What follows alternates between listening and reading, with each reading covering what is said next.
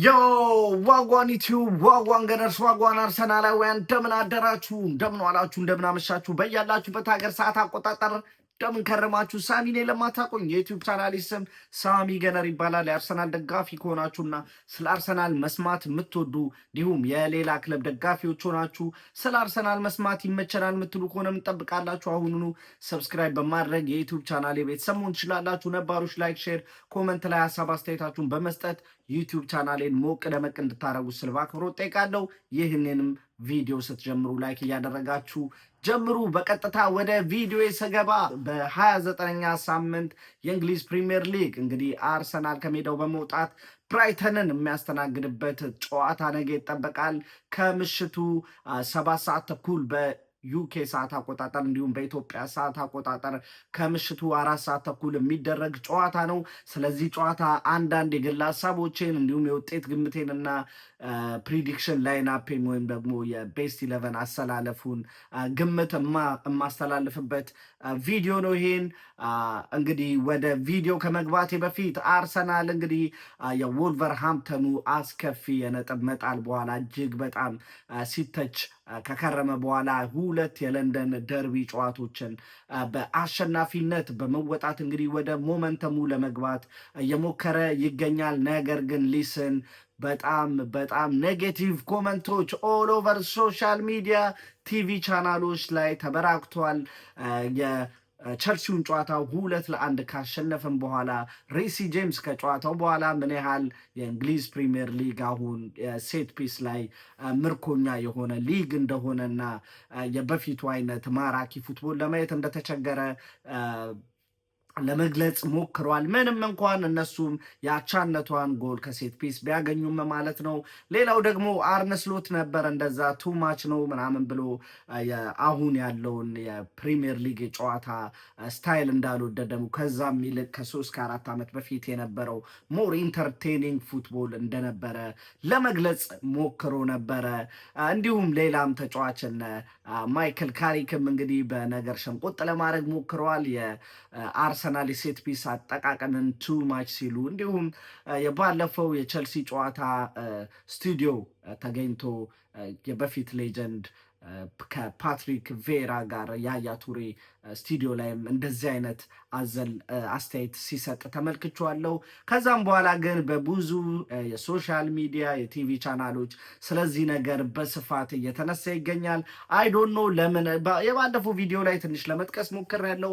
አርሰናል ሲያደርገው ኃጢአት ሌላው ሲሰራው ጽድቅ የሚሆንበት ነገር አልገባኝም። መጀመሪያ ክሪቲሲዝሙን ከፋፍለን ስንመለከት አንደኛው የአርሰናል ቲም ሴት ፒስ ላይ ጥገኛ ሆነ የሚለው ነው። የዚህ በአጭሩ ለመመለስ ያክል ከዚህ በፊትም በተደጋጋሚ መልሰንላቸዋል።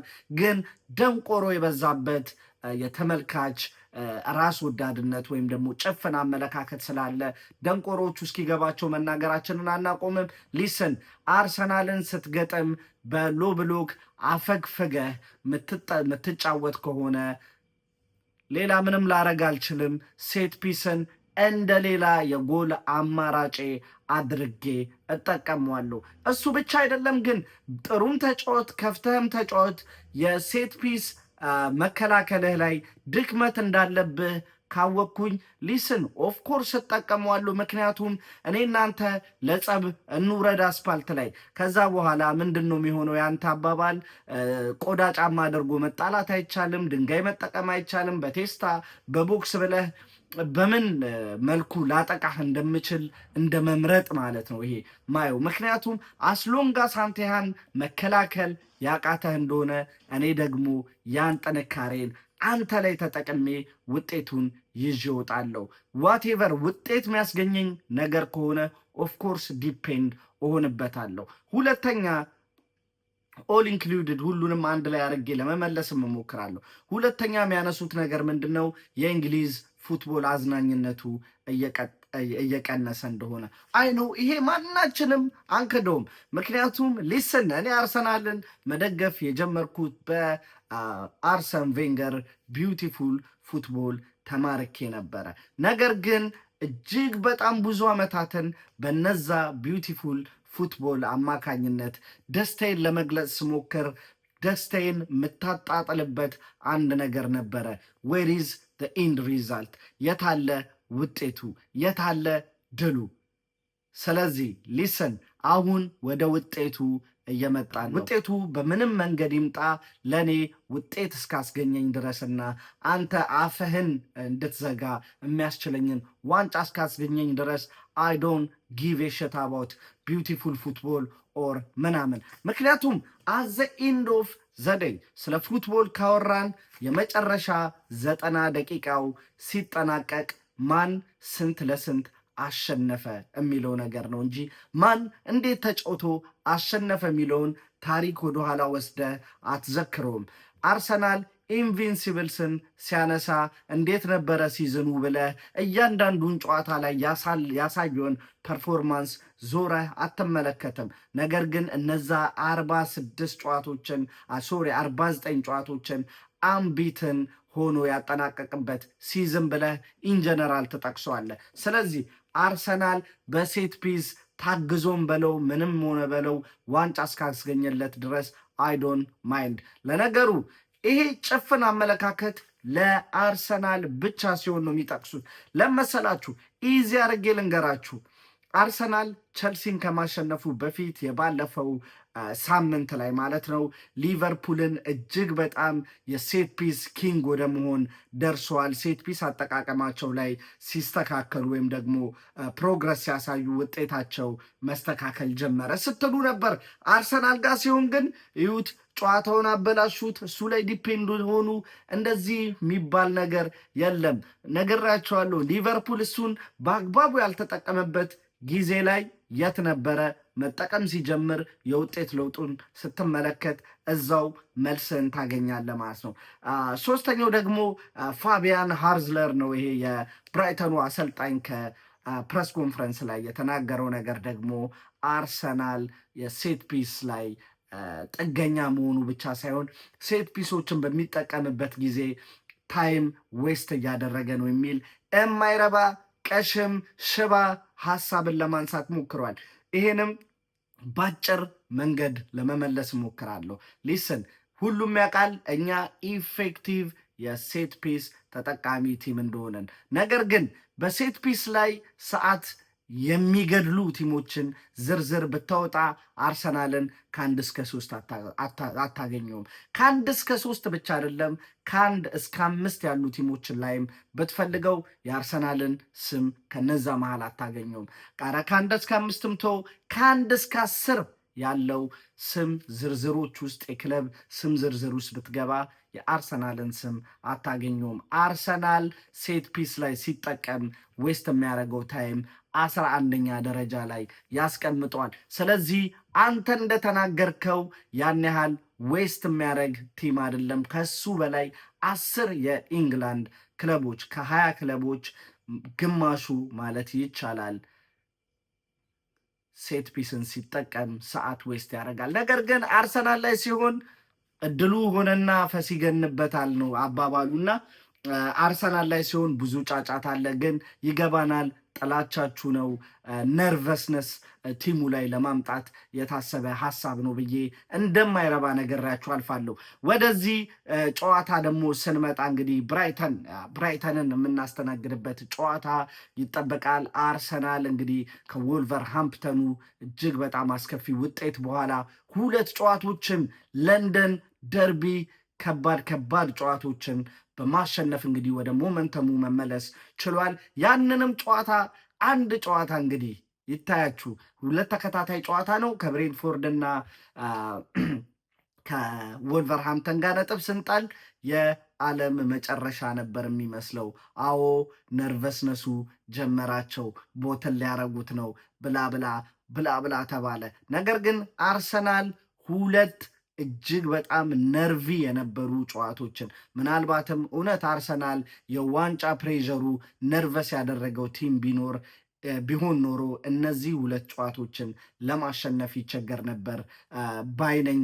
እነሱንም 2 የለንደን ደርቢ ጨዋቶች በአንደኛው ሙሉ በኦፐን ፕሌይ ያለውን ብቃት በማሳየት ቶትናምን 4-1 በማፈራረስ እንግዲህ ውጤት ይዞ መውጣት ችሏል።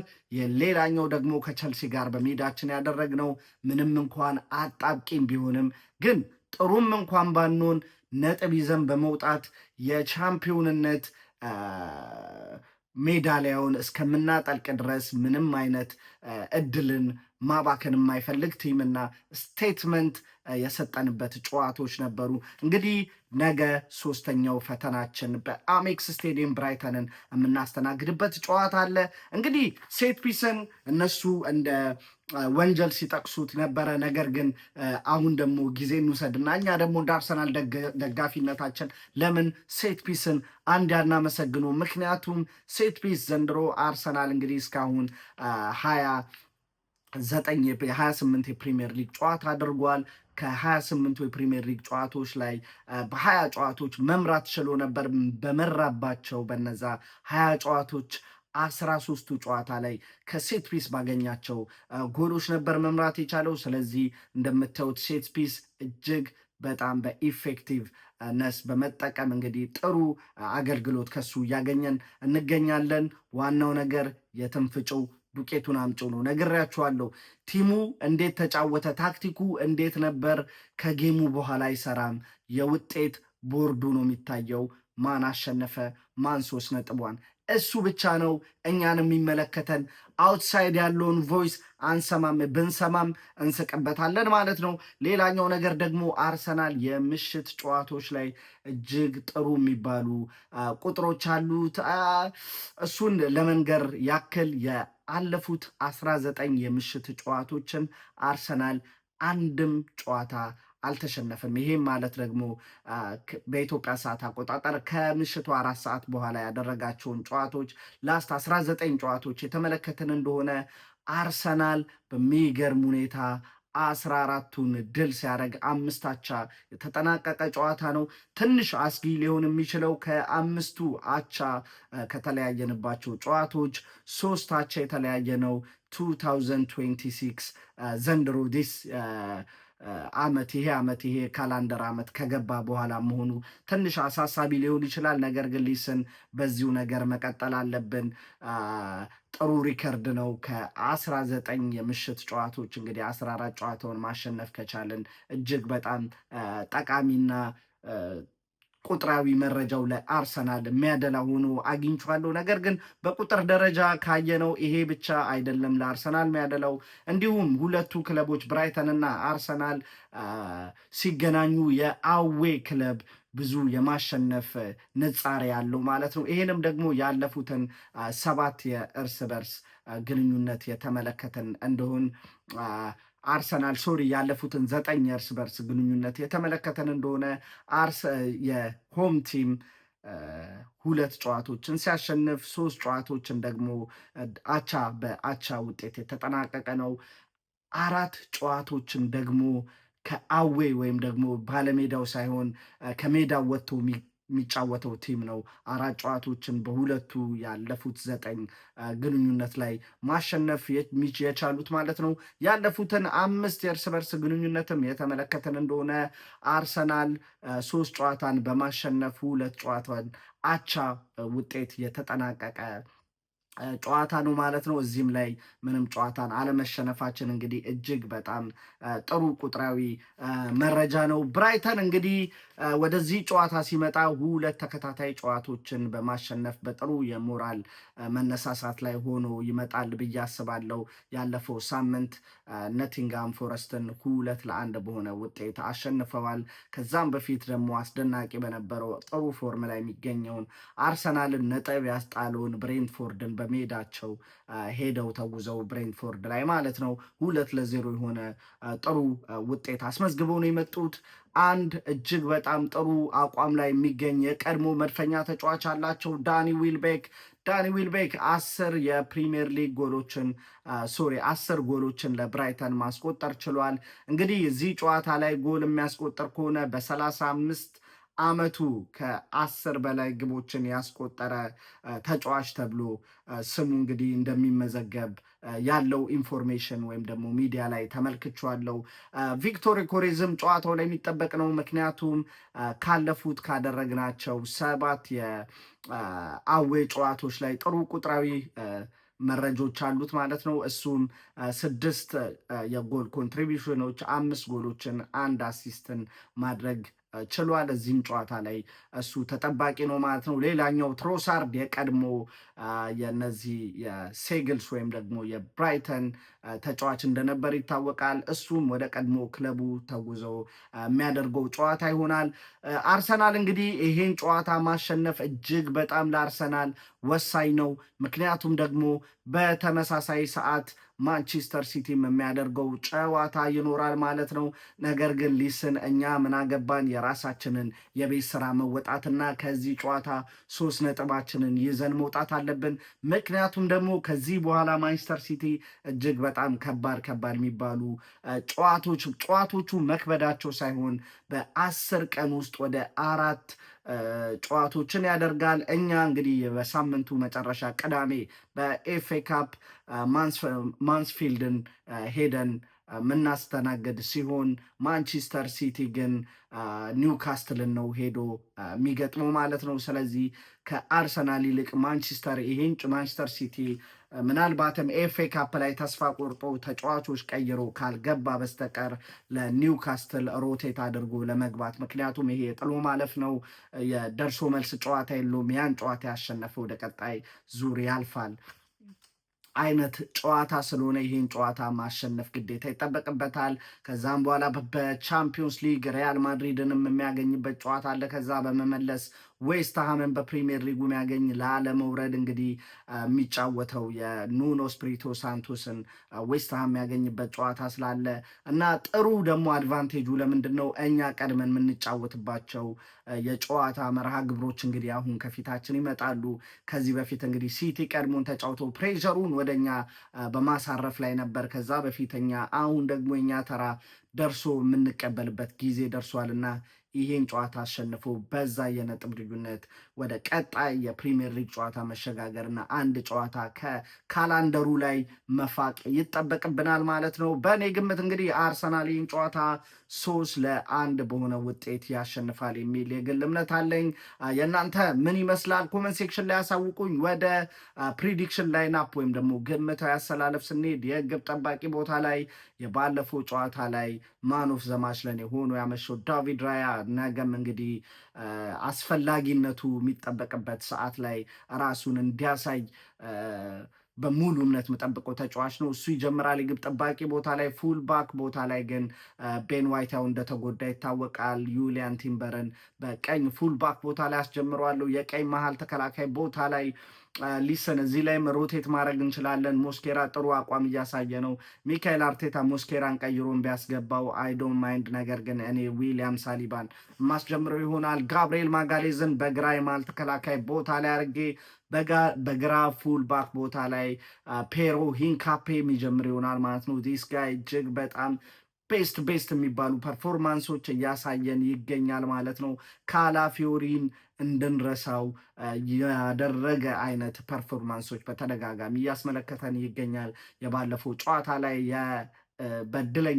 በድለቢስነት ራሱ ላይ ግብ ያስቆጠርም ጨዋታው ላይ ግን እጅግ ወሳኝ የሚባል እንቅስቃሴዎችን ሲያደርግ ተመልክቼዋለሁ። የዲፌንሲቭ ሚድፊልደር ቦታ ላይ በእኔ በኩል እዚህ ቦታ ላይ ክሪስቲያን ኖርጋርድ ለጨዋታው እጅግ በጣም ብቁ ነው ብዬ አስባለሁ። ምክንያቱም ደግሞ ማርቲን ዙቢሜንዲ ማረፍ የሚገባው ተጫዋች ነው።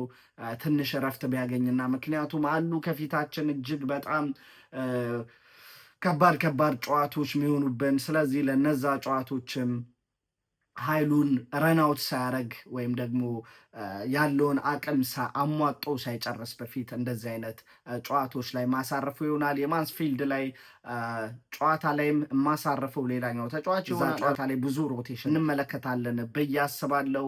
እንግዲህ የዲፌንሲቭ ሚድፊልደር ቦታ ላይ ክሪስቲያን ኖርጋርድን አደርግና ከሱ ጋር ደግሞ ኤብሪቼዜን በቀኝ በኩል፣ በግራ በኩል ዴክላን ራይስ ይመስለኛል ለዚህ ጨዋታ ሬዲ ሆኖ ይመጣል። የባለፈው ጨዋታ ላይ የጉዳት ስሜት ተሰምቶኛል ብሎ በሚካኤል አርቴታ ተቀይሮ እንደወጣ እናውቃለን። ነገር ግን ስለዚህ ጨዋታ ይደርሳል ብዬ አስባለሁ። ካልደረሰም ካይ ሃቨርትዝ የእሱ ቦታ ላይ ተሰልፎ መጀመር ስለሚችል there is no fucking problem። የቀኝ ማጥቃት ቦታ ላይ ቡካዮ ሳካን አደርጋለሁ።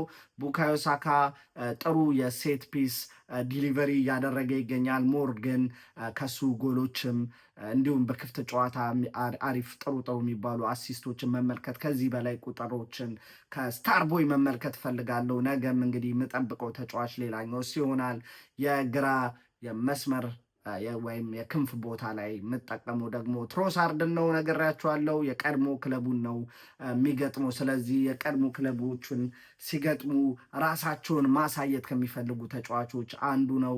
የለቀቀበትን መንገድ ከብራይተን ጋር ደግሞ ትንሽ ውዝግብ የሞላበት ስለነበረ እዚህ ጨዋታ ላይ ዴፊኒትሊ ለሱ ሌላ ትርጉም ይኖረዋል። ጎል ማስቆጠርና ያለውን ሳይሰስት ይሰጣል ብዬ ስለማሰማት ነው። የፊት የ9 ቁጥር ቦታ ላይ ቪክቶር ኮሬዝን አደርግና ይህን ጠንካራ የአርሰናል ላይናፕ ይዤ ከገባው ብራይተንን እንደገመትኩት 3-1 አሸንፎ መውጣት የሚችል ጠንካራ ቲም ነው ብዬ አስባለሁ። ከጨዋታ በኋላ እንግዲህ በማች ሪያክሽን ቪዲዮ እስከምንገናኝ ለዛሬ ቅድመ ጨዋታ ይዤላችሁ የመጣሁት የግል ሀሳቤ ይሄን ይመስላል። የእናንተን ሀሳብ በኮሜንት ሴክሽን ልወቀው።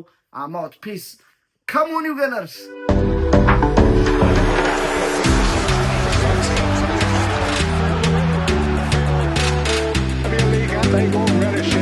Another compelling goal for London Derby.